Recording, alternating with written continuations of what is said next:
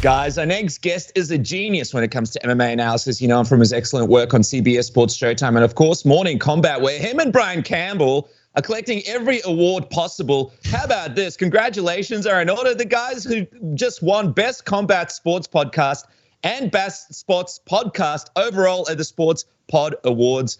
And, I mean, look, it's well-deserved. Welcome back to the show, the Silver Fox of MMA. It's good to have you. Do you have the award there? Do you have the awards there? What do you have there? No, they mailed them to the studio, so I don't have them. But thank you. I appreciate all of them, and I will very much appreciate them when it's time to renew contracts with my employer, and I can lord that over his head. Did you? How come like you guys didn't step up on stage and do like a Will Smith slap to someone's face? What happened there? We weren't exactly in that mind frame in December at the World MMA Awards, but looking back on it, we could have created quite the viral moment. I think you should have just for the moment, man. It would have been great. I should have just slapped Brian, just like, fuck off. That would be good. Plot twist. That's like some WrestleMania shit right there.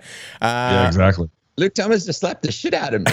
As long as you have the award around your neck next time you're on the show, all is good. But let's get into it, man. UFC 273. Holy shit, snacks. I am excited. Let's kick it off with the one that, let's be honest, everybody is looking forward to. The Wolf, Dorino, Khamzat Chimaev versus Gilbert Burns. Before we get, super balls deep into the analysis itself, we're looking at the odds on our good friends at mybookie.ag. Promo code submission.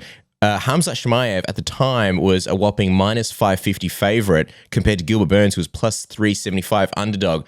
Considering Khamzat has only fought in the UFC's welterweight division twice, and based on what you've seen so far, how ready do you think he is for somebody with not only the skills but also the experience that Gilbert has? We're talking number 11 going straight up to number 2.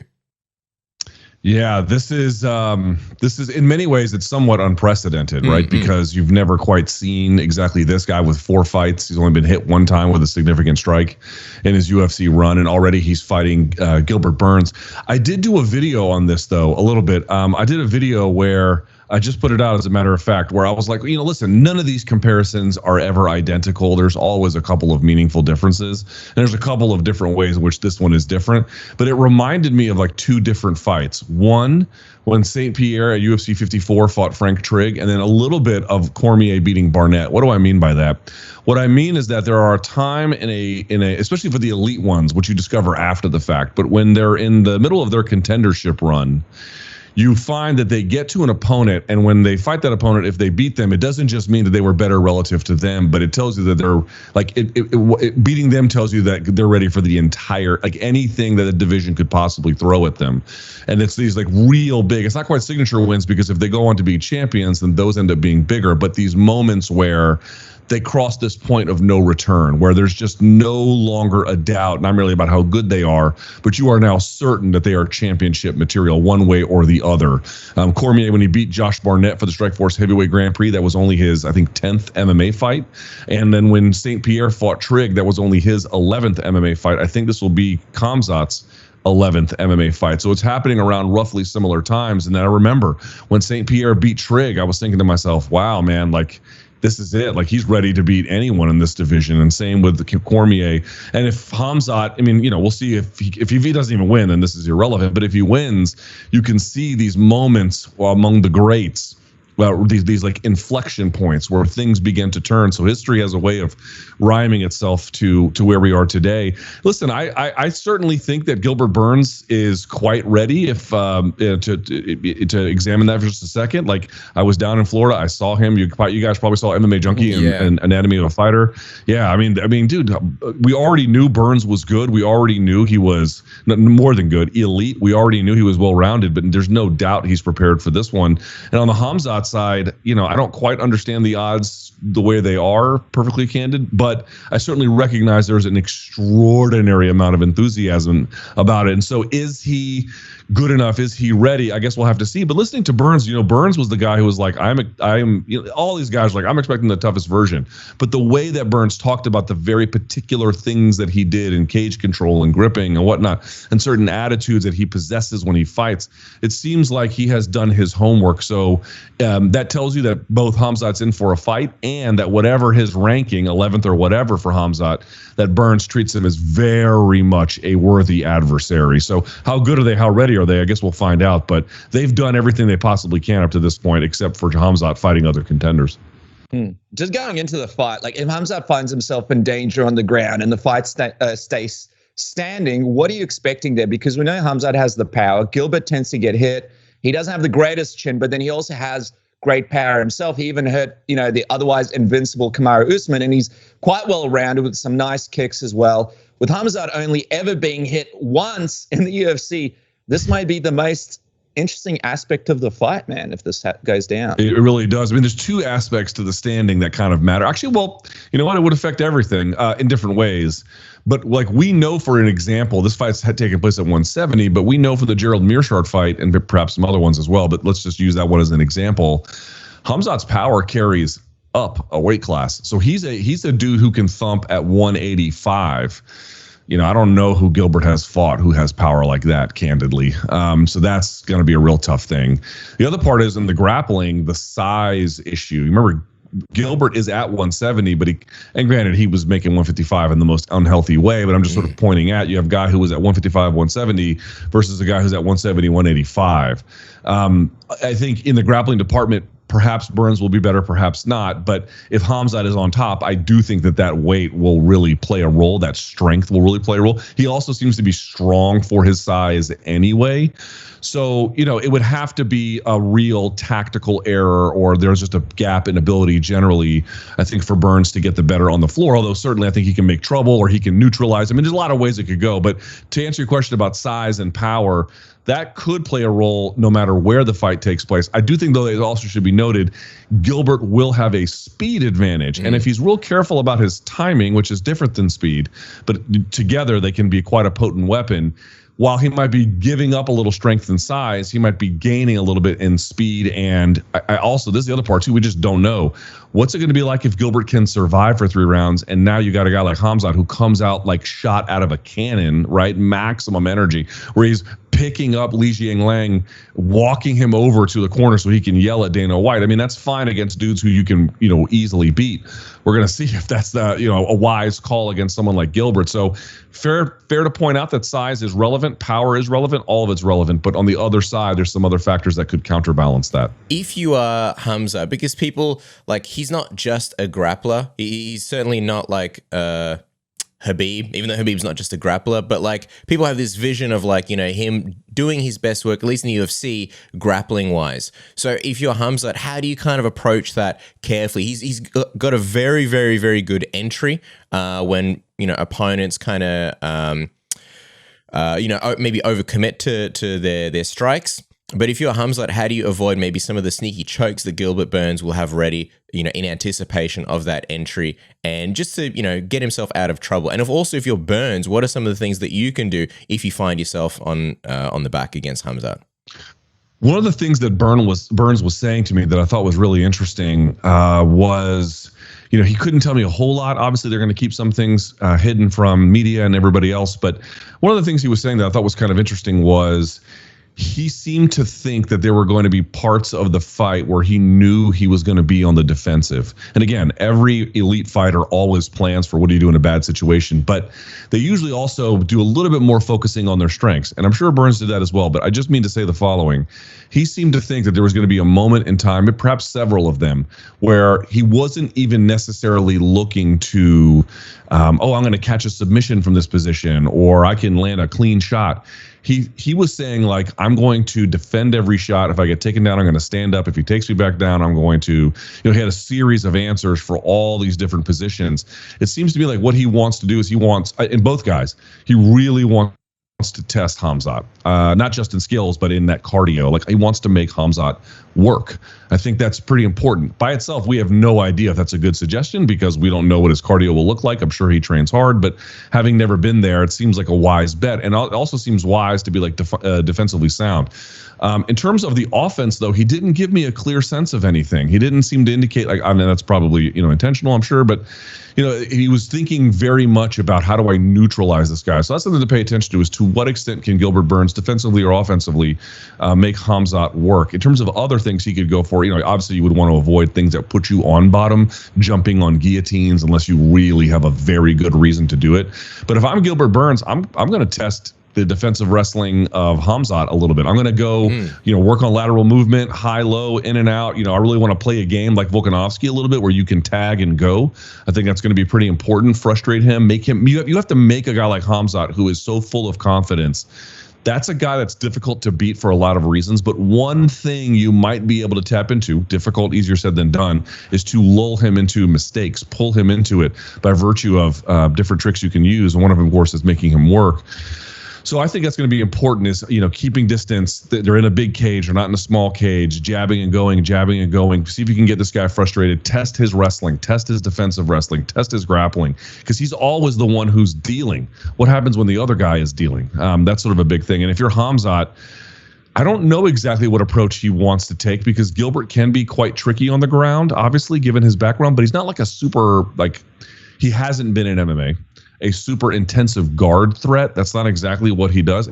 And again, a guy like Khamzat is very good about getting to half guard or then that sort of half leg ride position from the back where they're between.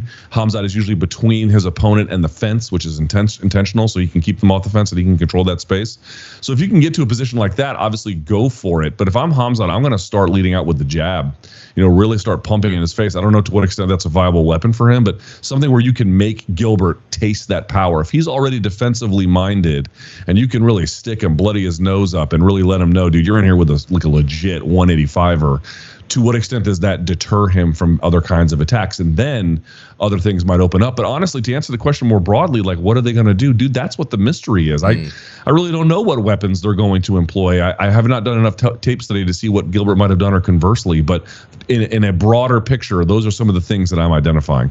Yeah, no, it's a great, man. I can't wait for this fight. I wonder, though, if Khamzat does win and sort of gets this W at UFC 273, what do you do with him? Because he jumped the rankings from 11 to number 2. Leon Edwards is rumored to have the next crack on July 2nd at UFC 276. So do you wait until the end of the year to have him face the winner next? Do you have him fight somebody like Covington in the meantime and sort of risk him potentially losing? Or do you think there's a chance the UFC potentially screws Leon Edwards and Khamzat jumps the queue? Or does he even look at potential massive fights outside of the title picture that could draw him a lot of money in the meantime? I think there's a lot of things you could do. I'll just say this. If you beat a guy like Gilbert Burns, especially convincingly, remember, at 170, what's Gilbert's only loss? It's Kamaru Usman. I believe that's correct. Obviously, he's got the ones on 155. I'm not saying that those don't count, but at 170, which is a fresh rotation, his record is excellent. And remember, to your point that you made earlier, he rocked him. So what do you do with Khamzat? I would say if he wins, dude, you beat a guy like Gilbert Burns. To me, you're title shot ready. Sorry. I know his overall resume isn't as long as Leon's, and there could be other reasons why you would. And I know that they could promise it to Leon. I lived through the world where, and granted, that was different because there was injury, but I lived through the world where Rashad Evans was supposed to get the title shot against Shogun, couldn't take it. John Jones whoops up on Ryan Bader, makes a quick turnaround, and there he is. He gets it right away. So if something happens to Leon, this is an easy call. You give him the title shot. If not, then yeah, a fight like Colby you could do. Honestly, he could go back to 185, start beating them some fuckers there too. I can't emphasize this more. If you beat Gilbert Burns cleanly, now there's no judging issue, nobody slipped on a thing and then their ankle got twisted, nothing. A clean, demonstrative, real win. Dude, you can beat anybody in that division. Not saying you will, but you are capable of, you are on that level. So if that happens, if he beats Gilbert Burns, dude, you can write whatever check you want at that point. He can do it all, and I suspect that the UFC will put him in some kind of position. By the way, back up for title shot if that allows, and if not, Colby. If not, 185. Yeah, because it's really interesting because you got guys like Paddy Pimblett, Sean O'Malley, where they're huge draws without the title implications, and we know at the end of the day, for a lot of people, the title is there to make people bigger, to make them sell more pay-per-views, to make it, more exciting for fans. With Khamzat, people just want to watch him regardless whether he's got a title or not. And also, we see a lot of these guys are like, my contract's a little bit low at the moment. When I re-sign, that's when I'll be fighting for some of these titles. That's when I'll be fighting some of these bigger fights. Do you think if he beats Gilbert Burns, he becomes a little bit more strategic, like some of the guys that we've seen in the past, and realizes his worth and maybe that he's worth a little bit more and maybe slow things down a little bit? Or do you think if it's Khamzat, it's like, hey, I just want the title right now. I just want to get those titles. I just want to make history. I don't really care what kind of money is coming my way. Yeah. And to Dennis's point, it's going to be interesting if we see another Paddy Pimblett situation where it's like, Khamzat made $1 million, and he's all like, I wish, brother, I made 5 and 5. Yeah. And saying that as well, like this fight took a while to come together, right? Like we were like, all right, like Khamzat's ready. Let's go. When's the fight going to be announced? And it's only at UFC 273 now. Notwithstanding that could be health reasons. Gilbert Burns might have not been ready. Maybe Khamzat had something going on in the background injury-wise or something that we don't know about. But he's definitely not jumping at fighting next weekend like before. Right. I mean, I think these situations are important to examine. And the question is great, but let's unpack it a little bit. In the case of Pimblett and O'Malley, I don't think either of them are title shot ready. Now, to that point, Burns could go in there and just beat the shit out of Khamzat, in which case we're like, well, neither was he. But Burns, in fact, I saw the text messages. Burns texted his manager, Ali Abdelaziz. He showed me his phone the day after Khamzat beat Li Jianliang, the Leech, and was like, I want to fight Khamzat. And Ali's first response was, I'm not even joking. Why? He just wrote why. Because, I mean, but it's an understandable thing as a manager. Yeah. Like, dude, why do you want to fight this guy? The point I'm trying to make here is Pimblett and O'Malley are not even close to title shot ready. Now, O'Malley is further along in that and is very, very young and wants to make use of that. But that's fine. I think that's a great approach to use. Khamzat could play that if he wanted to, but we're working under the impression that he is, he's going to show something pretty impressive against Gilbert one way or the other.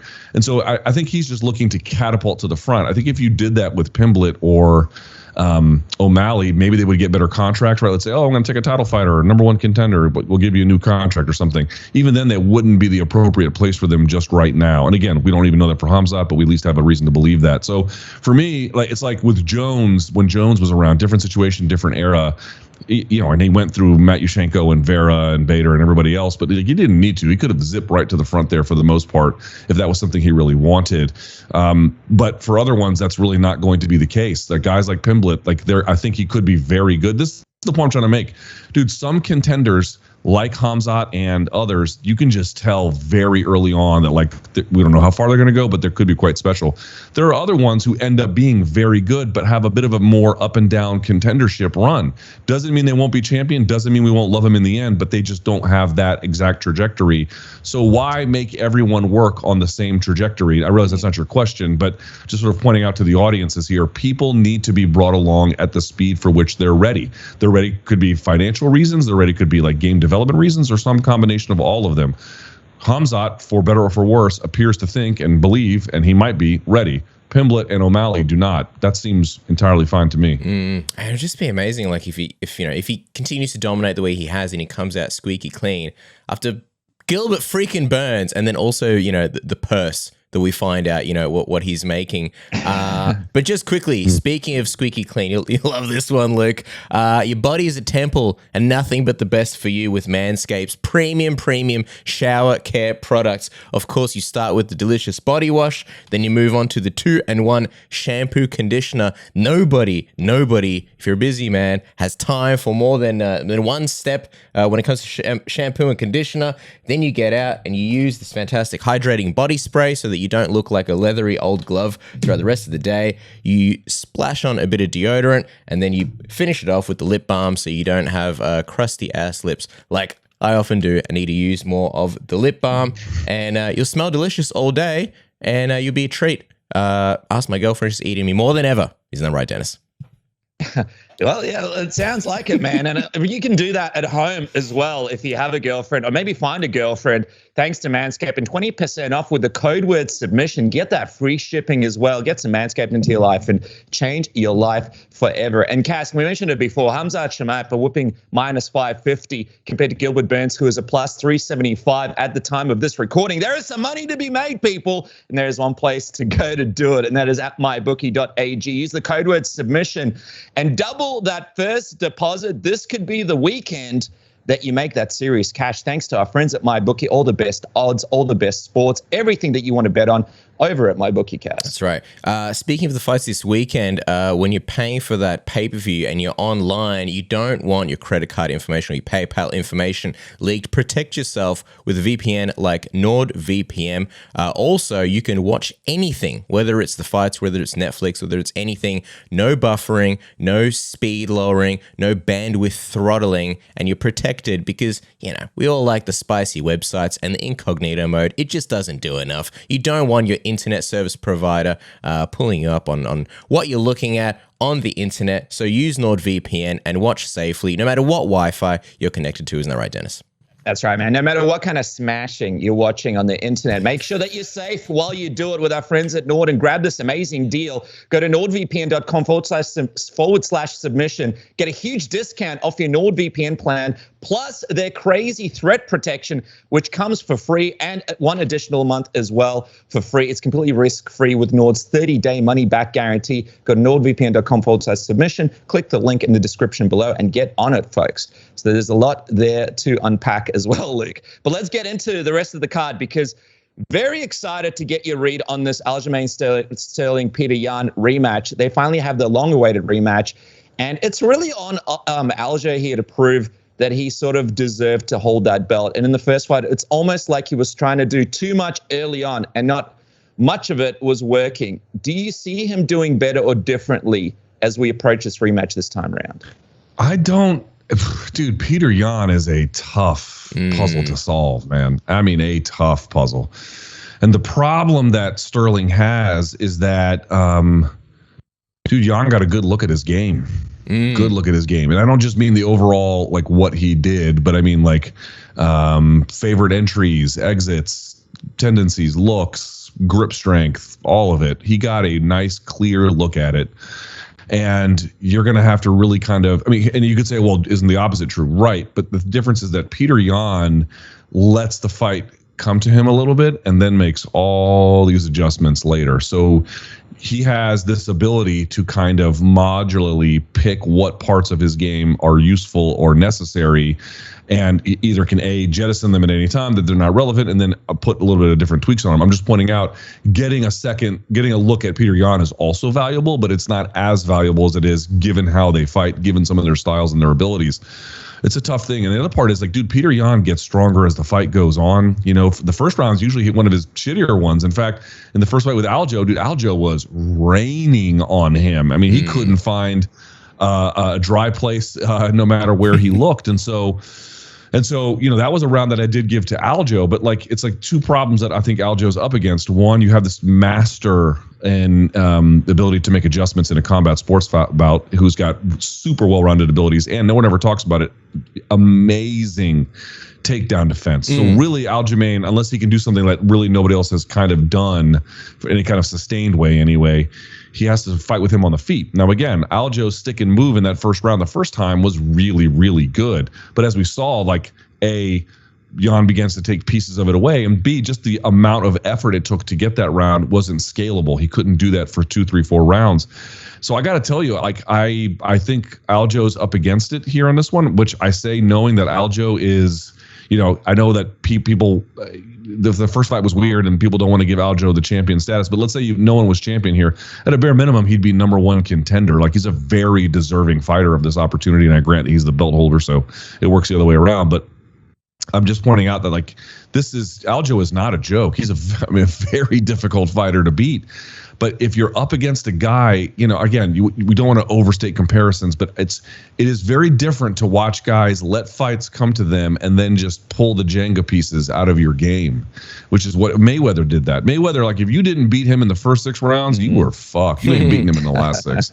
It ain't gonna happen for you, bro. If you don't beat Yan in the first 3, you ain't beating him the last 2. It ain't gonna happen unless something miraculous takes place, right? So I respect Aljamain Sterling. I certainly take his chances seriously, but Petr Yan might be champion for a while, folks. Yeah, and I think he's kind of like the kind of champion where some people get these crazy knockouts or highlight finishes, and then people talking about them as pound for pound. I feel like Petr Yan is going to have a bit of a longer road, but I think as time goes by, he will be more and more appreciated, and eventually he's going to sneak into that pound for pound discussion and list without us even realizing. And I think maybe in retrospect, we'll look back at some of these wins and fights and be like, Jesus, he's been, that amazing for a very, very long time.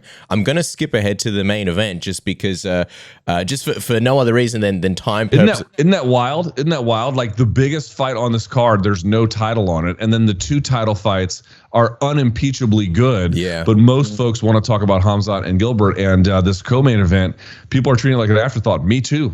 Absolutely. I've done the exact same thing. But it's kind of a perfect situation for the UFC, though. Don't you think? You draw them in with the Khamzat fight, and then maybe some of these guys who don't get as much attention as they should, like Alex or Petr Yan, or even like Sterling and stuff. Hey, like stick around, watch these guys, see what it's all about. I mean, this is level. It's not super different. People's going to sound crazy, but in terms of a promotional angle, it's not super different than what UFC did with CM Punk on the card with Stipe Miocic in Ohio. Miocic was the headliner, but he wasn't the draw. The draw was ostensibly CM Punk. Again, Khamzat is, as at a bare minimum, is a very good fighter, and so that obviously makes him a wide gap between him and Punk. But to your point, he is the guy kind of pulling everyone in, and there's going to be this halo over the 2 title fights, so it works out for them. It's like when you come on this show, Luke, we lure people in onto the channel to watch all the other crap that they wouldn't watch normally, thanks to you. I think it's a little bit overstating it, but listen,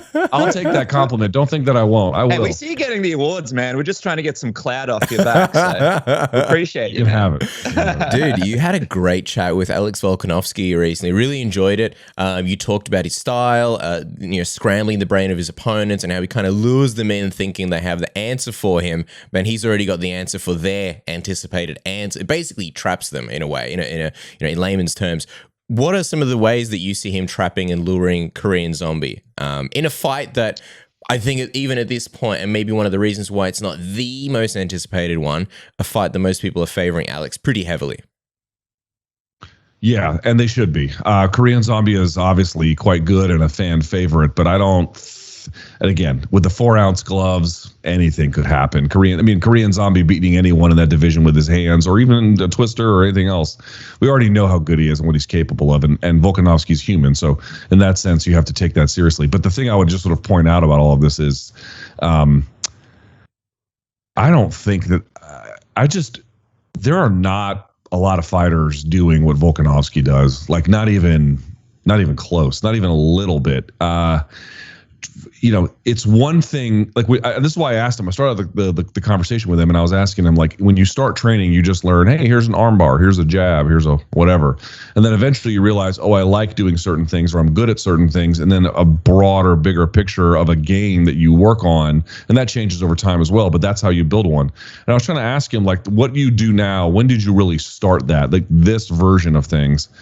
And he didn't really give a precise answer, but we talked about the Jose Aldo fight. He even said in that fight he was playing a character because he was using movement and faking and camouflage to get Aldo out of position so he could land and then get himself out of position. And what he basically does from that fight on, he did in the Mendes fight too, but what he does from that fight on, basically, this is what I try to explain to people. He poses a series of tests to his opponent where he demands of them that they make pattern recognition if they want to hit him. And then once they think they've got the pattern figured out, it changes instantly. That's one thing that he does. The other thing that he does is he confuses them with decision overload. He throws so many looks at you, high, low, left, right, in, out, whatever it may be, that not only are you having trouble detecting the pattern, but there's only in the space of a certain amount of time a number of computations that a person can make. It's somewhat limited. I mean, I'm sure you get the idea. There's only so many decisions you can make in a sustained amount of time, and if he can just get out in front of that, every time you think you're answering that, he just throws one more, and so it freezes them. This is why when you look at Alex's numbers when he fights his opponents, one thing that happens is that their numbers go down. He may get hit. He's not invincible. He's not perfect. No fighter is. But there's this constant theme of suppressing the offense of his opponents. I think you're going to see the exact same thing against Korean Zombie. And then when you're playing with feints and distance and trickery and in and out and left and right and high and low and up and down, they don't know what's coming. They don't know when to go. They don't know when to leave. They don't know what to set up. They don't know what to anticipate. Takes him a couple of rounds, usually round and a half, to really get that going. But once he does, he's off to the races. And I'm just trying to point out, I could be wrong, and it won't be the first time if I am. Certainly won't be the last. But I've interviewed hundreds of fighters, including boxers.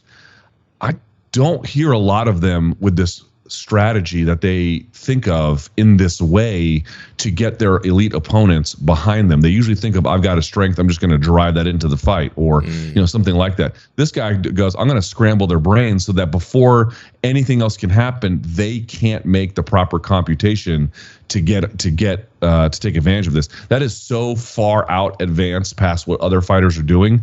I really hope that if this fighter or whatever it may be, if you haven't respected Alex Volkanovski, let me explain something to you. You are wrong. You are so wrong. You are dead wrong. You couldn't be more wrong if you tried. One of the most advanced fighters we've ever had, independent of weight class.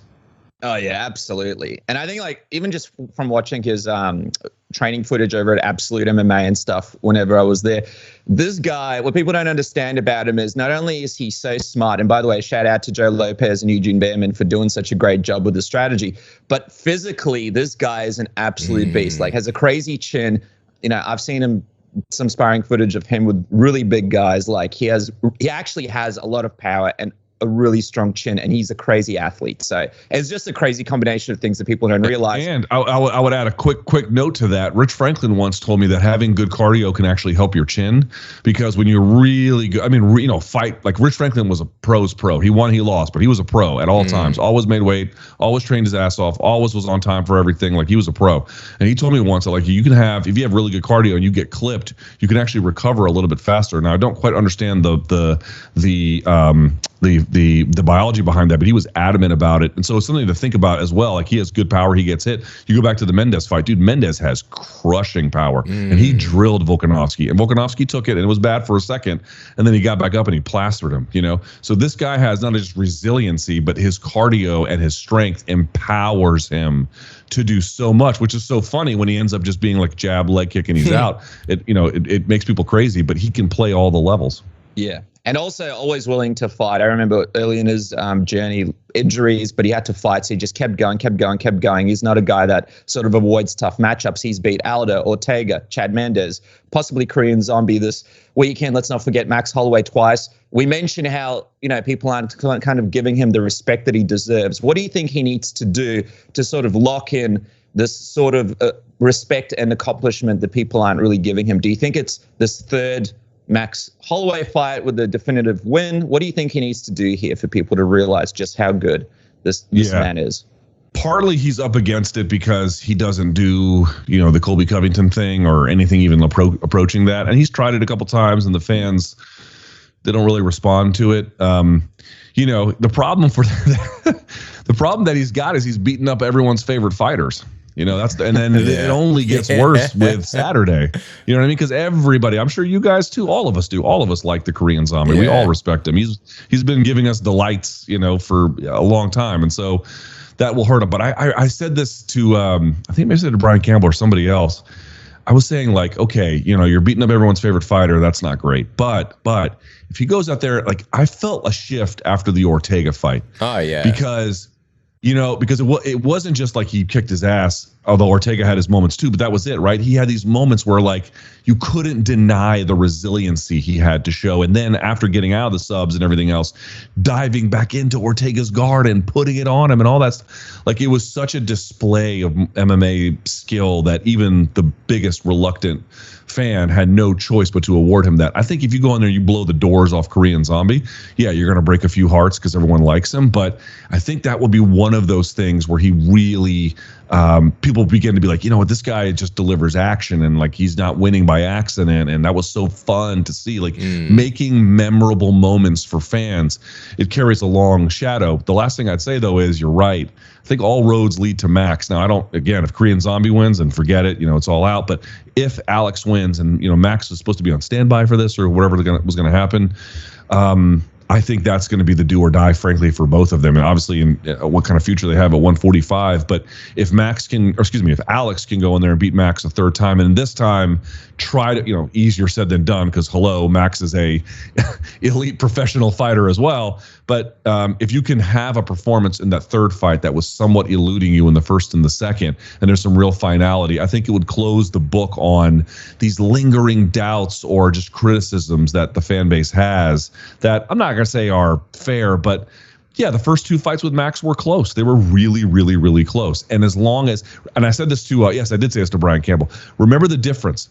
When Max Holloway got the belt, he got it from Jose, and he knocked him out in the third round at UFC 212. Then he had to go back again and do it at UFC 218, and he knocked him out again inside the third. So he did it twice to the champ, and there was no denying it. It was a real, here's the crown, it belongs to you now. Now, again, Alex won those fights against Max fair and square, but it doesn't have any of that same finality. He's got to capture a little bit of that, I think, to close the book on it. Very good comparison. And I feel like, people are not necessarily looking at this weekend as like, oh, if you beat Korean Zombie, like that makes you the greatest featherweight of all time. And I feel like Alex has, a little bit more to go. But I do feel like also, if and when the Max fight comes around, the third one, it's going to be kind of marketed and lean towards that. This is for the greatest featherweight of all time, kind of feeling. But there he is, guys. Follow the man on Twitter and social at L Thomas News. Of course, at Morning. Can I plug something? Yeah. We just did it for 6 hours, of course. Sponsorship radio. I'm on anything. I'm on TikTok now as a 42-year-old dad. You doing sexy dances, Luke? No sexy dances, but same for my Twitter, at L Thomas News. Same for my Twitter. Okay, good. There's also Morning Combat, but the TikTok is the real story, man. That's where the spicy stuff is. But no, of course, Morning Combat every Monday, Wednesday, and Friday. 11. What about the OnlyFans? Are you going to plug that or? Yeah. I gotta lose a little more weight before I get on OnlyFans. Let's slow your roll here, guy. Not for me, brother. Monday, Wednesday, Friday, 11 a.m. Eastern, 1 a.m. Tuesday, Thursday, and Saturday nights in Australia. And of course, the OnlyFans is 24 hours. Luke, thank you so much. Appreciate the time. Love chatting with you, man. Thank you, boys.